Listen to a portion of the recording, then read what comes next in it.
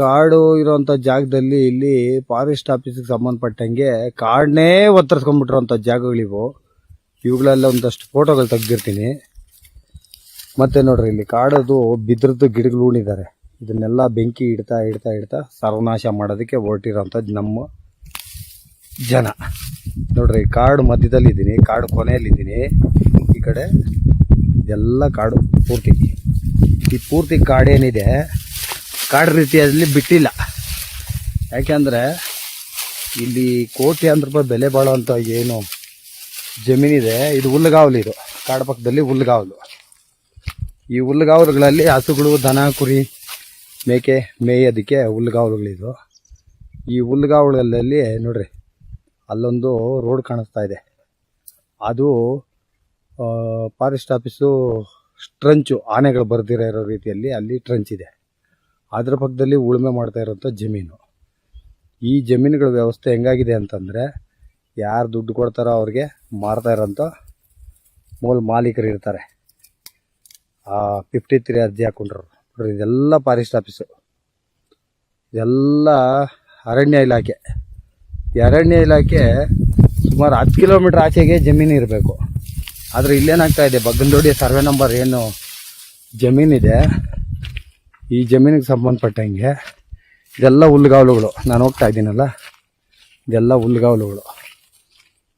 ಈ ಹುಲ್ಲುಗಾವಲುಗಳು ಸುಮಾರು ಹಸುಗಳ ಮೇಸೋದಕ್ಕೆ ಊರಲ್ಲಿ ಇರೋಂಥ ಗೋಮಾಳುಗಳು ಹೊರತುಪಡಿಸಿ ಕಾಡು ಜನಗಳು, ಕಾಡು ಮೇಕೆ, ಕುರಿ ಇದನ್ನೆಲ್ಲ ಮೇಯಿಸೋದಕ್ಕೆ ಸರ್ಕಾರದಲ್ಲಿ ಇರೋಂಥ ಜಾಗ. ಈ ಸರ್ಕಾರದಲ್ಲಿರೋಂಥ ಜಾಗಕ್ಕೆ ಹೋದಷ್ಟು ಜನ ಊರ ಹತ್ರ ಇರೋಂಥ ಜಾಗಗಳಲ್ಲಿ 53 ಅರ್ಜಿ ಹಾಕ್ಕೊಂಡು ಉಳುಮೆ ಮಾಡ್ಕೊಂಡಿರ್ತಾರೆ. ಈ ಉಳುಮೆ ಮಾಡ್ಕೊಂಡು ಏನಿರ್ತಾರೆ ಅಂಥ ಅರ್ಜಿದಾರರ ಹತ್ರ ಒಂದು ಸಾಗುವಳಿ ಚೀಟಿ ಅಂತ ಮಾಡಿಕೊಂಡು ಅವ್ರ ಕೈಯಲ್ಲಿ ಆದಷ್ಟು ರಾಗಿ ಹೊಲಗಳು ಮಾಡ್ತಾ ಈ ಫಾರೆಸ್ಟ್ ಆಫೀಸ್ಗೂ ಮತ್ತು ಈ ಒಂದು ಜಮೀನಿಗೆ ಈ 96 ಏನು ಬಗ್ಗನದೊಡ್ಡಿ ಸರ್ವೆ ನಂಬರ್ 96 ಏನಿದೆ, ಈ 96 ಅರಣ್ಯ ಇಲಾಖೆ ಪಕ್ಕದಲ್ಲೇ ಬರ್ತದೆ. ಇದರಲ್ಲಿ ಈ ನೋಡ್ರಿ, ಇಲ್ಲಿ ರೆಸಾರ್ಟ್ಗಳು ಮತ್ತು ಇಲ್ಲೊಂದು ದೊಡ್ಡ ದೊಡ್ಡ ಬಿಲ್ಡಿಂಗ್ಗಳು ಇವೆಲ್ಲ ಆಗ್ಬಿಟ್ಟಿದೆ. ಅಂದರೆ ಮೂಲ ಜಮೀನ್ದಾರನ ಓಡಿಸಿ ಅವ್ರ ಹತ್ರ 53 ಅರ್ಜಿ ಹಾಕ್ಕೊಂಡ್ರ ಅನುಭವದಲ್ಲಿರೋಂಥವ್ರ ಹತ್ರ ಪೇಪರ್ಗಳು ಮಾಡ್ತಾ ಇವರೊಂದು 80 ಜನಕ್ಕೆ ಇದರಲ್ಲಿ ಆಗಿರ್ತದೆ 53 ಅರ್ಜಿ.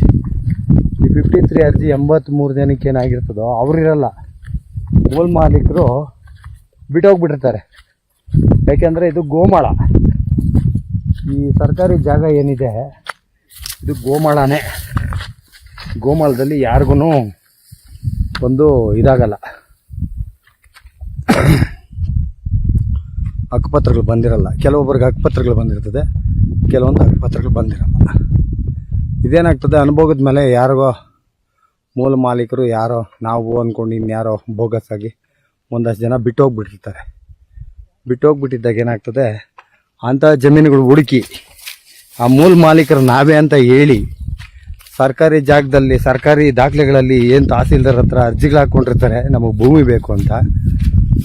ಈ ಊರು ಸುತ್ತಮುತ್ತ ಇರೋವಂಥವ್ರು ಏನಿರ್ತಾರೆ ಅವ್ರುಗಳು ನಾವು ಅನುಭವದಲ್ಲಿ ಇದು ಮಾಡ್ಕೊಳ್ಳೋಣ, ನಮ್ಗೆ ಗೊತ್ತಾ ಇರ್ತದೆ ಅನ್ನೋ ವಿಚಾರದಲ್ಲಿ ಅನುಭವದಲ್ಲಿ ಇರ್ತಾರೆ. ಈ ಅನುಭವದಲ್ಲಿರೋಂಥವ್ರ ಹತ್ರ ಹೊಡೆದು ಬುಡ್ದು ಅದೇನೋ ಹೇಳ್ತಾರಲ್ಲ, ದುಡ್ಡಿಗೆ ಕೊಟ್ಟು ಮೂಲ ಮಾಲೀಕರ ಅನುಭವನ ಕಿತ್ಕೊಂಡು ಅವರಂತೆ ಪೇಪರ್ಗಳು ಸ್ಟಡಿ ಮಾಡಿ ಅವರಿಂದ ರಾಮಲಿಂಗಾರೆಡ್ಡಿ ಮತ್ತು ಅವರ ಸಂಬಂಧಿಕರು ಎಲ್ಲ ರಿಲೇಟಿವೇ, ರಾಮಲಿಂಗಾರೆಡ್ಡಿ ಅವರ ರಿಲೇಟಿವೇ ಯಾರೋ ಸುಮಾರು ಜನ ಈ ಜಮೀನುಗಳು ತಗೊಂಡಿರ್ತಾರೆ. ಈ ಜಮೀನುಗಳು ಅಷ್ಟಿಷ್ಟು ಬೆಲೆ ಬಾಳೋಂಥ ವಿಚಾರ ಅಲ್ಲ. ಯಾಕೆಂದರೆ ಅವ್ರ ಅನುಭವ ತೋರಿಸೋ ಅವರಿಂದ ನಾವು ಮಾರಿದ್ದೀವಿ ಅಂತ ಹೇಳಿ ಈ ಜಮೀನುಗಳನ್ನ ಕಬಳಿಸಿರ್ತಾರೆ. ಇಷ್ಟು ಹೇಳ್ತಾ ಇವರು ಮುಂದುವರೆದಂತೆ ಫೋಟೋಗಳು ಹಾಕ್ತೀನಿ. ನಮ್ಮ ವಿಜಯವಾಹಿನಿ ನ್ಯೂಸ್ ಚಾನೆಲ್ನಲ್ಲಿ ಪ್ರಮೋಷನ್, ಜಾಹೀರಾತು, ಅಡ್ವರ್ಟೈಸ್ಮೆಂಟ್ ನೀಡಲು ಸಂಪರ್ಕಿಸಿ 9535808456.